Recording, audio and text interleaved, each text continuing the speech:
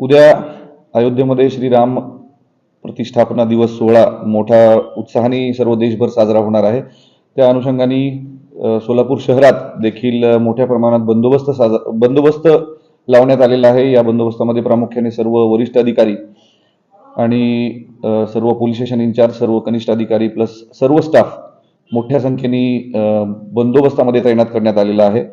या निमित्ताने कुठल्याही जाती धर्माच्या लोकांनी असुरक्षिततेची भावना ठेवण्याचं काहीही कारण नाही। सर्वांनी हा राष्ट्रीय सण असल्यासारखंच साजरा करावा असं आवाहन आम्ही जस्ट आत्ता घेतलेल्या शांतता समितीच्या बैठकीत केलेलं आहे। सर्व शांतता समिती सदस्य या गोष्टीसाठी तयार असून सर्व शांतता समितीतील सदस्यांनी या गोष्टीला दुजोरा दिलेला आहे की हा मोठा सण राष्ट्रीय सण स्वरूपातच उद्या सोलापूरकरांनी साजरा करायचा आहे। विशेषतः या माध्यमातून सर्व तरुणांना माझं आव्हान असेल